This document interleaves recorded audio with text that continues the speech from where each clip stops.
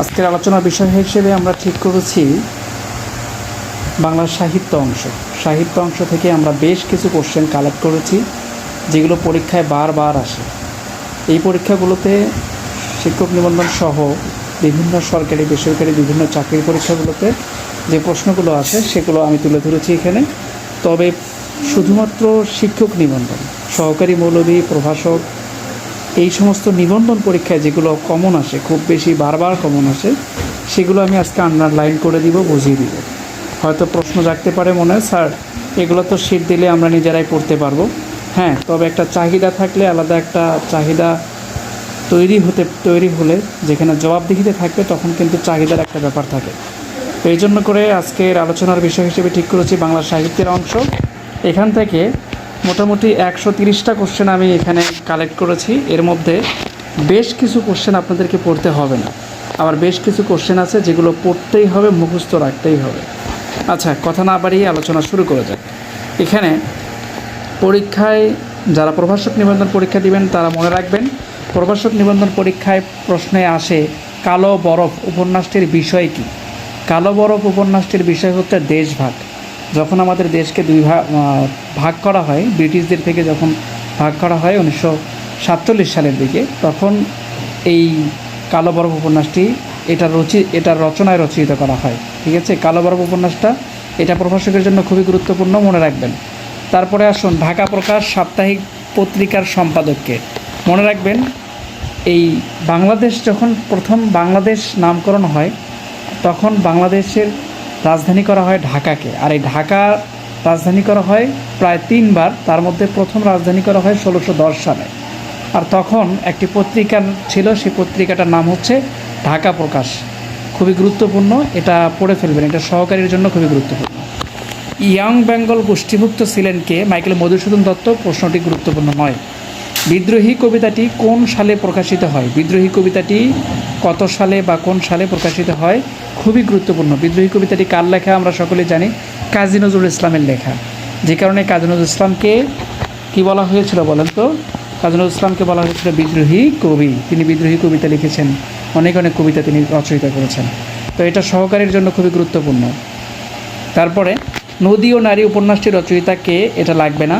বাঁধনহারা কাজী নজরুল ইসলামের কোন ধরনের রচনা? এটা মনে রাখবেন যে বাঁধনহারা কাজী নজরুল ইসলামের একটা উপন্যাস। আর এই লাইনটা প্রভাষকের জন্য খুবই গুরুত্বপূর্ণ।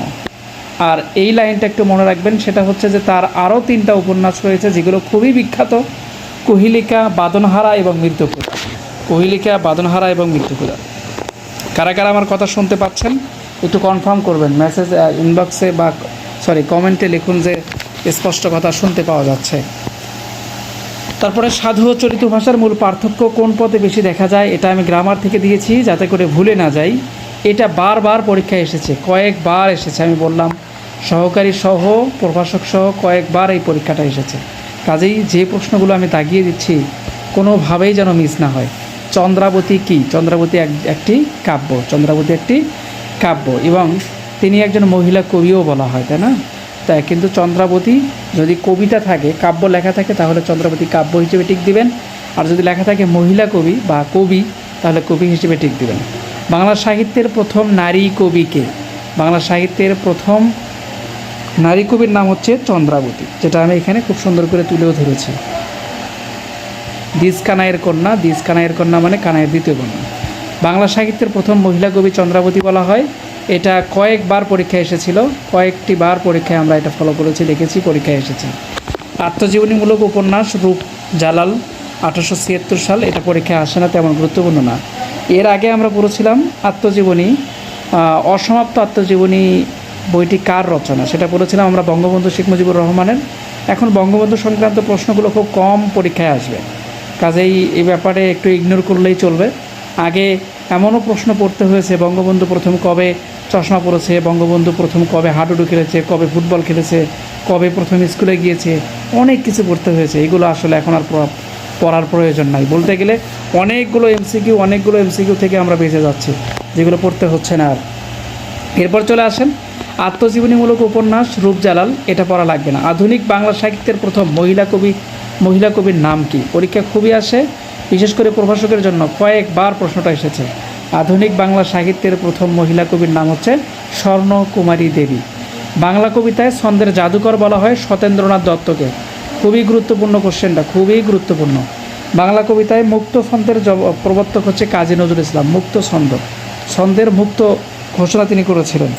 বাংলা সাহিত্যের ছান্দসিক কবি আব্দুল কাদির। ছান্দসিক মানে ছন্দের সাথে মিল আছে, ছন্দে ছন্দে মিল রেখে তিনি কবিতা লিখেছিলেন, এজন্য করে তাকে বাংলার ছান্দসিক কবি বলা হয়, বাংলার ছান্দসিক কবি।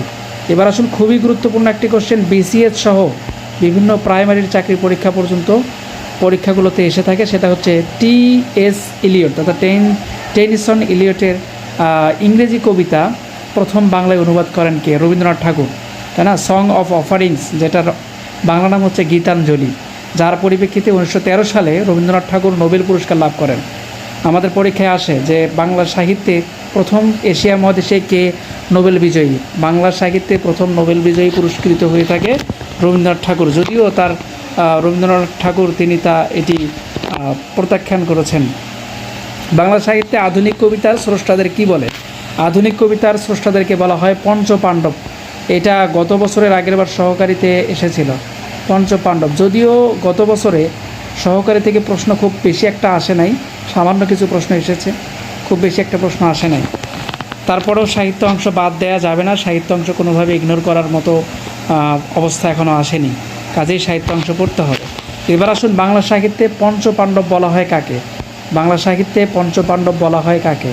5 জন কবিকে পঞ্চপাণ্ডব বলা হয়। তাদের মধ্যে একজন হচ্ছে জীবনানন্দ দাশ, বিষ্ণু দে, বুদ্ধদেব বসু, সুধীন্দ্রনাথ দত্ত, অমিয় চক্রবর্তী, তাদেরকে পঞ্চপাণ্ডব এবং 30-এর 10-এর কবি বলা হয়, 30-এর 10-এর কবি বলা হয়। শামসুর রহমান ও সমর সেনকে বলা হয় অতি আধুনিক কবি। খুব সুন্দর করে মনে রাখবেন অতি আধুনিক কবি কাকে বলে। যেগুলো দাগিয়ে দিচ্ছি এর বাইরে একটাও পড়বেন না, তারপরে পড়া লাগবে না। কাজী নজরুল ইসলামের প্রথম প্রকাশিত কাব্যগ্রন্থ অগ্নিবীণা, এটা মনে রাখবেন। অগ্নিবীণা কবে প্রথম প্রকাশিত হয়? আর প্রথম প্রকাশিত কাব্যগ্রন্থ, প্রথম তিনি যে কাব্যগ্রন্থটা রচনা করেছেন সেটার নাম হচ্ছে অগ্নিবীণা, সাল 1922।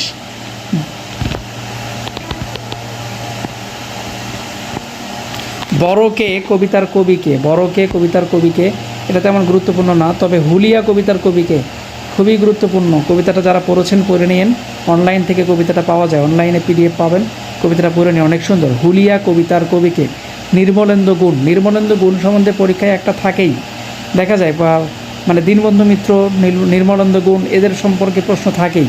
সহকারী প্রভাষক বা ইবতেদায়ী সহকারী মৌলবী থাকেই, প্রশ্ন থাকেই। তারপরে বাংলা সাহিত্যের প্রথম শ্রেষ্ঠ মহাকাব্য মাইকেল মধুসূদন দত্ত রচিত। মাইকেল মধুসূদন দত্ত সম্বন্ধে প্রশ্ন আসেনি এমন কোনো বছর যায়নি। আবারও বলছি, মাইকেল মধুসূদন দত্ত সম্বন্ধে প্রশ্ন আসেনি এমন কোনো বছর এখনও অতিবাহিত হয়নি।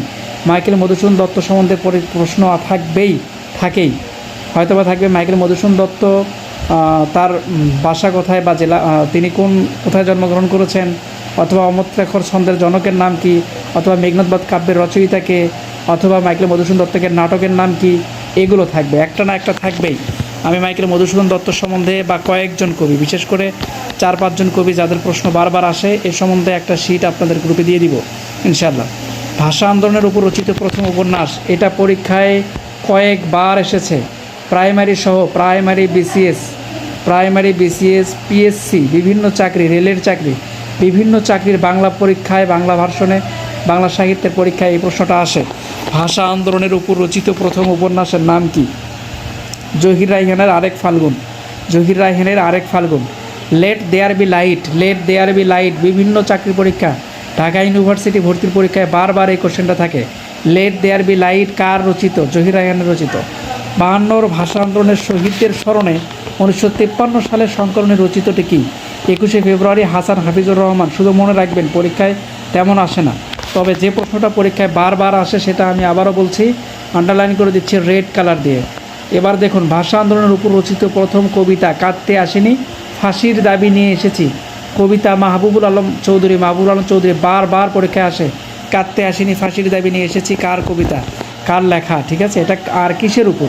আবারও শুনুন, মূলত পরীক্ষায় দুইভাবে আসে। কাঁদতে আসেনি, ফাঁসির দাবি নিয়ে এসেছি, কবিতাটির লেখকের নাম কি? মাহবুবুল আলম। আরেকটি হচ্ছে কাঁদতে আসেনি, ফাঁসির দাবি নিয়ে এসেছি, কবিতাটি কিসের উপর রচিত? মনে রাখবেন ভাষা আন্দোলনের উপর রচিত। কবর নাটকটি কার? কবর নাটকটি মনির চৌধুরী, 1952 সালের ভাষা আন্দোলন। মনে রাখবেন, বঙ্গবন্ধু সম্পর্কিত কোনো প্রশ্ন পরীক্ষায় আসবে না এটা বললে ভুল হবে, কিন্তু প্রশ্নে কম আসবে, এখন আসবে না তেমন। তবে মনে রাখবেন, ভাষা আন্দোলন, 71-এর আন্দোলন, এগুলো কখনোই কোনোভাবে মিস দেওয়া যাবে না, ঠিক আছে? কোঠা আন্দোলন সম্পর্কে 2-1টা প্রশ্ন থাকতে পারে, যদিও সাম্প্রতিক বিষয়, যেগুলো আসবে কারেন্ট অ্যাফেয়ার্স, কারেন্ট টাইমস থেকে আমি দেখে কারেকশন করে আপনাদের জন্য দিয়ে দিব, চিন্তার কোনো কারণ নেই ইনশাআল্লাহ। এবার আসুন স্মৃতির মিনার। আলাউদ্দিন আল আজাদ, ইনি এমন একজন লেখক যে সময়ে বাংলা সাহিত্যের বলতে গেলে মরণ দশা ছিল, জাহিলিয়াতের যুগ ছিল, ঠিক সে সময় আলাউদ্দিন আল আজাদের জন্ম। আলাউদ্দিন আল আজাদ তখন তিনি একজন উন্নত মানের একজন কবি ছিলেন। তিনি এত এত কবিতা লিখেছেন, কাব্যগ্রন্থ লিখেছেন, উপন্যাস লিখেছেন, সবগুলো কবিতা কাব্যগ্রন্থই সফল হয়েছে, সাকসেসফুল হয়েছে। প্রত্যেকটি কাব্যগ্রন্থ কবিতায় তিনি সার্থক হয়েছেন, সফল হয়েছেন। তো এখানে আপনারা মনে রাখবেন স্মৃতির মিনার। স্মৃতির মিনার কবি স্মৃতি মিনার কবিতার কবিকে আলাউদ্দিন আল আজাদ। আলাউদ্দিন আল আজাদ। 23 নম্বর চলচ্চিত্র উপন্যাসটি কার? 23 নম্বর চলচ্চিত্র উপন্যাসটি হচ্ছে আলাউদ্দিন আল আজাদ। 20 শতকের মেয়ে, নীলিমা ইব্রাহিম, পড়া লাগবে না। সিলেকোঠার সিপাই, খুবই গুরুত্বপূর্ণ। সিলেকোঠার সিপাই উপন্যাসটি কার? আখতারুজ্জামান ইলিয়াস। ওরা আমার মুখের ভাষা কায়রা নিতে চায়, এর থেকে গুরুত্বপূর্ণ কোশ্চেন মনে হয় কখনো হতেই পারে না। দুর্গেশ নন্দিনী উপন্যাসটি কার? দুর্গেশ নন্দিনী উপন্যাসটি বঙ্কিমচন্দ্র চট্টোপাধ্যায়। এগুলো খুবই গুরুত্বপূর্ণ কোশ্চেন। যেগুলো গুরুত্বপূর্ণ কোশ্চেন সেগুলো আমি বারবার রেড চিহ্ন দিয়ে আন্ডারলাইন করে যাচ্ছি। দুর্গেশ নন্দিনী উপন্যাসটি বঙ্কিমচন্দ্র চট্টোপাধ্যায়ের। বঙ্কিমচন্দ্র চট্টোপাধ্যায় এমন একজন লেখক যিনি প্রতিটা উপন্যাসই তার সবথেকে বেশি পঠিতব্য উপন্যাস। পদ্মরাগ উপন্যাসটি কার? মনে রাখবেন, বেগম রোকেয়া পদ্মরাগ উপন্যাসটি লিখেছেন। পদ্মরাগ উপন্যাসটি বেগম রোকেয়া। আরও আছে সাখাওয়াত, সুলতানাজ ড্রিম নামে, আর বেগম রোকেয়ার হাজব্যান্ডের নাম হচ্ছে সাখাওয়াত হোসাইন। বেগম রোকেয়ার নামে একটি ভার্সিটি করা হয়েছে, বেগম রোকেয়া বিশ্ববিদ্যালয়, যেটা রংপুর। এবার স্বাধীনতার আমাদের 24-এর স্বৈরাচার শাসকের পতনের যে মূলত উৎপাটন যেখান থেকে শুরু হয়েছে সেটা হচ্ছে আমাদের আবু সাইদ বা বেগম রোকেয়া বিশ্ববিদ্যালয়ের শহীদ আবু সাইদের মাধ্যমে আমরা এই বিজয়, মানে তার মৃত্যুর বা তার শহীদের এই ব্যাপারটা সকলের মনে আবেগ দিয়েছিল, সকলের মনে নাড়া দিয়েছিল, যার পরিপ্রেক্ষিতে আমরা স্বৈরাচার সরকারকে পতন করাতে পেরেছি। ঠিক এই ব্যক্তিটির সম্বন্ধে মোটামুটি ভালোভাবে জেনে রাখবেন। বেগম রোকেয়া, সাখাওয়াত হোসেন সম্বন্ধে জেনে রাখবেন, প্রশ্ন আসতে পারে। পায়ের আওয়াজ পাওয়া যায় নাটকটি কার? পায়ের আওয়াজ পাওয়া যায়, খুবই গুরুত্বপূর্ণ, সৈয়দ শামসুল হকের মুক্তিযুদ্ধ বিষয়ক নাটক। দ্য লিবারেশন অফ বাংলাদেশ প্রবন্ধটি কার? দ্য লিবারেশন অফ বাংলাদেশ প্রবন্ধটি হচ্ছে মেজর জেনারেল সুখওয়ান্ত সিং। তেমন গুরুত্বপূর্ণ নয়। ওরা 11 জন, খুবই গুরুত্বপূর্ণ। ওরা 11 জন। চাষি নজরুল ইসলাম, মনে রাখবেন, কাজী নজরুল ইসলাম আলাদা, চাষি নজরুল ইসলাম আলাদা। 71-এর যিশু চলচ্চিত্র, নাসিরউদ্দিন ইউসুফ। 71-এর যিশু নাসিরউদ্দিন ইউসুফের লেখা মুক্তিযুদ্ধভিত্তিক উপন্যাস। 71-এর দিনগুলি স্মৃতিকথা, জাহানারা ইমাম। 71-এর দিনগুলি জাহানারা ইমামের মুক্তিযুদ্ধভিত্তিক লেখা। 71-এর ডায়েরি স্মৃতিকথা, সুফিয়া কামিল। সুফিয়া কামালের হচ্ছে মুক্তিযুদ্ধভিত্তিক একটা স্মৃতিকথা বা গল্প, যেটা হচ্ছে 71-এর ডায়েরি লেখা। মনে রাখবেন, 71-এর দিনগুলি জাহানারা ইমামের, আর 71-এর ডায়েরি সুফিয়া কামালের। 71-এর ঢাকা প্রবন্ধ সেলিনা হোসেন, মুক্তিযুদ্ধভিত্তিক। সেলিনা হোসেনের এই 4টা কোশ্চেন খুবই গুরুত্বপূর্ণ, বারবার রিপিট হয়ে থাকে, কাজেই ভালো করে দেখে নিয়ে পড়বেন। এই চারটা ভালো করে পড়বেন। 71-এর চিঠি প্রহসনমূলক মুক্তিযুদ্ধভিত্তিক প্রথম উপন্যাস, ভালো করে পড়বেন। তারপরে চলে আসছেন হচ্ছে আপনার, আমি বীরঙ্গনা বলছি। বাংলাদেশের টোটাল বীরঙ্গনা কতজন সেটা মনে রাখবেন। আমি বীরঙ্গনা বলছি, এটা হচ্ছে ডক্টর নীলিমা ইব্রাহিমের একটা প্রবন্ধ, স্টপ জেনোসাইড। এর আগেও পড়েছে জহির রায়হানের লেখা স্টপ জেনোসাইড। জহির রায়হান, বললাম তো, জহির রায়হান সম্বন্ধে প্রশ্ন আসেনি এমন কোনো বছর যায়নি, প্রশ্ন বারবার আসে। মুক্তিযোদ্ধা ইতিহাস দলিলপত্র, হাসান হাফিজুল, লাগবে না। বুড়ো শালিকের ঘাড়ে রো, মাইকেল মধুসূদন দত্ত। মোটামুটি ইম্পর্টেন্ট, পড়ে নেবেন। পদ্মাবতী গ্রন্থটি কার লেখা? পদ্মাবতী আর পদ্মরাগ হচ্ছে বেগম রোকেয়ার, আর পদ্মাবতী হচ্ছে গ্রন্থটি আলাওয়ালের। মনে রাখবেন, চরিত্র এখানে রয়েছে পদ্মাবতী। অন্নদামঙ্গল গ্রন্থটি কার? ভারতচন্দ্র রায়। যার চরিত্রের খুব গুরুত্বপূর্ণ চরিত্র হচ্ছে ঈশ্বর পাটনি নামে। ওমর খৈয়াম কোন দেশের কবি ছিলেন? ওমর খৈয়াম একজন কবি ছিলেন যিনি ম্যাথমেটিশিয়ানে অভিজ্ঞ ছিলেন। ইনি পারস্য দেশের ছিলেন, পারস্য দেশের, মনে রাখবেন, পারস্য দেশের। বাংলা সাহিত্যের সনেটের রচনার প্রবর্তকে বাংলার আপনাদেরকে বলেছি জহির রায়হান এবং মাইকেল মধুসূদন দত্ত, এই লেখকদের, এবং কাজী নজরুল, রবীন্দ্রনাথ ঠাকুর, এই চারজন সম্বন্ধে এমন কোনো বার নাই পরীক্ষায় আসেনি। সাহিত্য অংশ থেকে প্রশ্ন আসলে অবশ্যই তাদের সম্বন্ধে প্রশ্ন আসবেই আসবে। কাজেই এগুলো কখনোই কোনোভাবেই ইগনোর করা যাচ্ছে না বা ইগনোর করা যাবে না। তারপরে চলে আসেন ডক্টর মোহাম্মদ শহীদুল্লাহ। তাহলে এই কোশ্চেনটা খুবই গুরুত্বপূর্ণ, পড়ে নেবেন। ডক্টর মোহাম্মদ শহীদুল্লাহ বাংলা সাহিত্যের ইতিহাসে গ্রন্থের নাম সাহিত্যের কথা। তিনি ভাষাবিজ্ঞানী। সাহিত্যের কথা, তার গ্রন্থের নাম ছিল সাহিত্যের কথা। তিনি ভাষাবিজ্ঞানী, মনে রাখবেন। সংসপ্তক কার রচনা? শহীদুল্লাহ কায়সার। মানচিত্র নাটকটি কার রচনা? আনিস চৌধুরী। বৈষ্ণব পদাবলীর সাথে কোন ভাষা সম্পর্কিত রয়েছে? ব্রজবুলি। আগুন পাখি লাগবে না উল্লেখিত মধ্যে কে প্রাচীন যুগের কবি নন? লাগবে না। মাতৃভাষায় যাহার ভক্তি নেই সে মানুষ নহে, মনে রাখবেন। মাতৃভাষায় যাহার ভক্তি নেই সে মানুষ নহে। উক্তিটি কার? উক্তিটি হচ্ছে মীর মোশাররফ হোসেনের। বীরাঙ্গনা মাইকেল মধুসূদন দত্তের পত্রকাব্য, মনে রাখবেন। মাইকেল মধুসূদন দত্তের পত্রকাব্যের নাম হচ্ছে বীরাঙ্গনা। মীর মোশাররফ হোসেনের রচিত গ্রন্থ হচ্ছে গাজী মিয়ার বস্তানি, খুবই গুরুত্বপূর্ণ। তারপরে যে মেজর ইম্পর্টেন্ট সেটা হচ্ছে এইটা। কোশ্চেনটা এত গুরুত্বপূর্ণ যে অনেকবার পরীক্ষা এসেছে।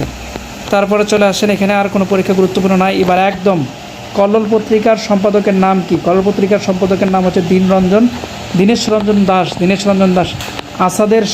আসাদের ষাট কবিতাটির লেখককে? শামসুর রহমান। স্বাধীনতা তুমি, এই কবিতাটিও তার লেখা। স্বাধীনতা তুমি ও আসাদের ষাট শামসুর রহমানের লেখা। বাংলা সাহিত্যের প্রথম ইতিহাস যে রচনা করেন তার নাম হচ্ছে দীনেশচন্দ্র সেন।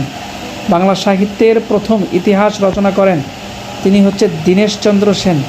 আর মনে রাখবেন, দীনেশচন্দ্র সেন। আর প্রথম যিনি কোরআনের অনুবাদ করেন তার নাম হচ্ছে গিরিশচন্দ্র সেন। গিরিশচন্দ্র সেন, সম্ভবত তালিবের শ হবে। গিরিশচন্দ্র সেন যিনি প্রথম কোরআনের অনুবাদ করেন তিনি হচ্ছে গিরিশচন্দ্র সেন, মনে রাখবেন। সমাচার দর্পণ ইংরেজি লেখক তথা ব্রিটিশ লেখক। সমাচার দর্পণ পত্রিকার সম্পাদক ছিলেন জন ক্লার্ক ম্যাশম্যান 1818 সালে। সমাচার দর্পণ প্রথম বাংলার, মানে তৎকালীন সময় তো বাংলার ভাগ হয়নি, কিন্তু বাংলায় প্রথম বাংলা ভাষায়, মানে ব্রিটিশদের সময়ে বাংলা ভাষায় প্রথম যে পত্রিকাটা প্রচার করা হতো সেটা হচ্ছে সমাচার দর্পণ। বাংলা সাহিত্যের চলিত রীতির প্রবর্তক হচ্ছে প্রমোদ চৌধুরী। আর সাধুরীতির হচ্ছে ঈশ্বরচন্দ্র বিদ্যাসাগর। সাধুরীতির জনক ঈশ্বরচন্দ্র বিদ্যাসাগর। আর বাংলা সাহিত্যের চলিত রীতির প্রবর্তক হচ্ছে প্রমোদ চৌধুরী। ছোট গল্পের জনক হচ্ছে রবীন্দ্রনাথ ঠাকুর। যেগুলো আমি বলছি এগুলো নোট করে নেবেন। ছোট গল্পের জনক হচ্ছে রবীন্দ্রনাথ ঠাকুর। অবরোধবাসিনী গ্রন্থটির রচয়িতা বেগম রোকেয়া। দেশ বিদেশের লেখক সৈয়দ মোস্তফা আলী, পরীক্ষা তেমন গুরুত্বপূর্ণ না। তারপরে যে গুরুত্বপূর্ণ, হাঙ্গর নদীর গ্রেনেড উপন্যাসের রচয়িতা সেলিনা হোসেন। ভাষা আন্দোলন ভিত্তিক উপন্যাস আরেক ফাল্গুন ও দেয়াল, এগুলো হচ্ছে হুমায়ুন আহমেদের লেখা। আগুনের পরশমণি ছবি নির্মাণ করেন, মনে রাখবেন। আগুনের পরশমণি ছবিটিও তিনি নির্মাণ করেছেন। বাংলা সাহিত্যের অন্ধকারের যুগ সমকাল বলা হয় কত সাল থেকে কত সাল? খুবই গুরুত্বপূর্ণ। বাংলা সাহিত্যের অন্ধকারের যুগ বলা হয় কত সাল থেকে কত সাল? রবীন্দ্রনাথ ঠাকুর সাহিত্যে নোবেল পুরস্কার পান কত বছর বয়সে এবং কত সালে? 1913 সালে এবং 52 বছর বয়সে। 1913 সালে এবং 52 বছর বয়সে। শ্রীকৃষ্ণ কীর্তন কাব্যের রচয়িতাকে? মনে রাখবেন, শ্রীকৃষ্ণ কীর্তন কাব্যের বুড়িচণ্ডী দাস। মা আমার ছুটি হয়েছে আমি বাইরে যাচ্ছি, যে গল্পের উদ্ধৃতি ছুটি, মনে রাখবেন। এগুলো পরীক্ষা আসবে না। জীবন আমার বোন পরীক্ষা আসবে না, এগুলো চাকরি পরীক্ষায় আসে না। ওয়ার অ্যান্ড পিস এটা পরীক্ষায় আসে বারবার। লিও টলস্টয়ের লেখা ওয়ার অ্যান্ড পিস, যুদ্ধ এবং শান্তি উপন্যাসের রচয়িতা হচ্ছে লিও টলস্টয়। নেমেসিস কোন জাতীয় রচনা? নেমেসিস নাটক। ফোর্ট উইলিয়াম কলেজের বাংলা বিভাগের লেখক ছিলেন মৃত্যুঞ্জয় বিদ্যালঙ্কার। জসিমউদ্দিনের কবর কবিতাটি প্রথম যে পত্রিকায় প্রকাশিত হয় তার নাম হচ্ছে কল্লোল, মনে রাখবেন। কাজী নজরুল ইসলামের বিদ্রোহী কবিতাটি যে কাব্যের অন্তর্ভুক্ত? বিদ্রোহী কবিতাটি যার জন্য তিনি বিখ্যাত হয়েছিলেন তার কবিতাটি হচ্ছে অগ্নিবীণার অন্তর্ভুক্ত। আকাশ নীল কবিতাটির রচয়িতার নাম কি? জীবনানন্দ দাশ। জীবনানন্দ দাশ। আকাশ নীল কবিতাটির রচয়িতার নাম কি? আকাশ নীল পরীক্ষা আসে না। অসমাপ্ত অদ্ভুত সাগর পরীক্ষা আসে না। কাজী নজরুল ইসলামের রচনা চক্রবাক। কাজী নজরুল ইসলামের রচনা খুবই গুরুত্বপূর্ণ একটা রচনা হচ্ছে চক্রবাক। পায়ের আওয়াজ পাওয়া যায় বা নাটকের মূল বিষয়বস্তু হচ্ছে মুক্তিযুদ্ধ বিষয়ক নাটক। এটি মুক্তিযুদ্ধ বিষয়ক নাটক। সওগাত সওগাত পত্রিকার সম্পাদক ছিলেন নাসির উদ্দিন। জসিমউদ্দিনের লেখা হচ্ছে নাটক বেদের মেয়ে। নাটক বেদের মেয়ে। তারপরে এখানে পরীক্ষা তেমন গুরুত্বপূর্ণ না। কোনটি সুফিয়া কামালের কবিতা তাহারই পরে মনে? এটা তার স্বামীকে নিয়ে লেখা, মনে রাখবেন। প্রাচীন যুগের বাংলা ভাষার শ্রেষ্ঠ নিদর্শন কি? পরীক্ষায় বারবার এসেছে সেটা হচ্ছে প্রাচীন যুগের বাংলা ভাষার শ্রেষ্ঠ নিদর্শন কি? চর্যাপদ। এর আগে কখনো কোনো বাংলা ভাষা খুঁজে পাওয়া যায়নি, এটাই প্রথম বাংলা ভাষা খুঁজে পাওয়া যায়। রবীন্দ্রনাথের শ্রেষ্ঠ কাব্যগ্রন্থ কোনটি? তার শ্রেষ্ঠ কাব্যগ্রন্থ হচ্ছে শেষ লেখা। শেষ লেখা এটা হচ্ছে শেষের কবিতা, ঠিক আছে। তার একটি উপন্যাস হচ্ছে শেষ লেখা। কাজী নজরুল ইসলামের প্রবন্ধ সংকলন কোনটি? রুদ্রমঙ্গল। রুদ্রমঙ্গল হচ্ছে, এটা তেমন গুরুত্বপূর্ণ না। ঈশ্বরচন্দ্র বিদ্যাসাগর কোন শতকে মানুষ? 19 শতকের। যা বারবার যে পরীক্ষায় আসে সেগুলো হচ্ছে আমার ভাইয়ের রক্তের আঙ্গনে 21শে ফেব্রুয়ারি গানটির রচয়িতা আব্দুল গফ্ফার চৌধুরী। আমার ভাইয়ের রক্তের আঙ্গনে 21শে ফেব্রুয়ারি গানের গীতিকার হচ্ছে আব্দুল গফ্ফার চৌধুরী। বাংলা সাহিত্যের প্রথম সার্থক উপন্যাস হচ্ছে দুর্গেশ নন্দিনী। প্রথম সার্থক উপন্যাস হচ্ছে দুর্গেশ নন্দিনী, যেটা বঙ্কিমচন্দ্র চট্টোপাধ্যায়ের লেখা। বঙ্কিমচন্দ্র চট্টোপাধ্যায়ের লেখা দুর্গেশ নন্দিনী। বাংলাদেশের নতুন ধারার নাটকের পথিকৃৎ হচ্ছে সেলিম আদ-দ্বীন। খুবই গুরুত্বপূর্ণ প্রশ্ন। মনির চৌধুরী, মুখরা, রমণী বক্সী লাগে না, পরীক্ষায় এমন তেমন আসে না। তারপরে বিষাদ সিন্ধু। বিষাদ সিন্ধুর নায়কের নাম কি? নায়কের নাম হচ্ছে এজিদ। বিষাদ সিন্ধু। একটি ফটোগ্রাফ কবি শামসুর রহমান। একটি ফটোগ্রাফ কবি শামসুর রহমান। এই ছিল আলোচনা। যারা ভিডিওটি দেখছেন স্ক্রিনশট নিয়ে নিতে পারেন, নিয়ে পড়ে ফেলেন। আর যারা আমার গ্রুপে ভর্তি আছেন তাদেরকে আমি এই পিডিএফটি দিয়ে দিব ইনশাল্লাহ। সকলেই ক্লাস করার জন্য যথাযথ ধন্যবাদ। মনে রাখবেন এই প্রশ্নগুলো মিস করবেন না। আগামীকালকের পরীক্ষায় আবার আমি এই কোশ্চেনগুলোই দিব ইনশাল্লাহ। সবগুলো কোশ্চেন পড়ে ফেলুন। গুরুত্বপূর্ণ কোশ্চেনগুলো আমি রেড চিহ্ন দিয়ে দাগিয়ে দিয়েছি। প্রশ্নগুলো পড়ে ফেলুন, এর বাইরে পড়তে হবে না। আর আরেকটি ক্লাস নেব সাহিত্যের। সাহিত্য অংশ থেকে 5 থেকে 7 মার্ক পরীক্ষায় আসে। 5 মার্ক 7 মার্ক পরীক্ষায় আসে ইনশাল্লাহ। আমি যে 2টি ক্লাস নেব এই 2টি ক্লাসের বাইরে একটিও পড়তে হবে না ইনশাল্লাহ। এবং পরীক্ষার আগে একটি শর্ট সাজেশন দিব, যেখানে 7 থেকে 800 মাত্র এমসিকিউ থাকবে। সে 700-800 এমসিকিউ পড়ে আপনি 75 থেকে 80% পরীক্ষায় কমন পাবেন ইনশাল্লাহ। ঠিক আছে, ভালো থাকবেন, সুস্থ থাকবেন। পরবর্তী ক্লাসে আবারও দেখা হবে, কথা হবে ইনশাল্লাহ। আগামী ক্লাস রয়েছে সম্ভবত ইংরেজি ক্লাস রয়েছে। দেখা হবে। ভালো থাকবে, সুস্থ থাকবেন। পরিবার সহ সকলেই ভালো থাকুন, সুস্থ থাকুন। এই বন্যাময় মুহূর্ত, বাংলাদেশের সংকটময় মুহূর্ত, সকলে সেফ থাকুন, নিরাপত্তায় থাকুন। আল্লাহ আমাদের সকলকে ভালো রাখুন, সুস্থ রাখুন। যে ভালো যে সুস্থ তার শেষ নেই। আসসালামু আলাইকুম ওয়া রাহমাতুল্লাহ।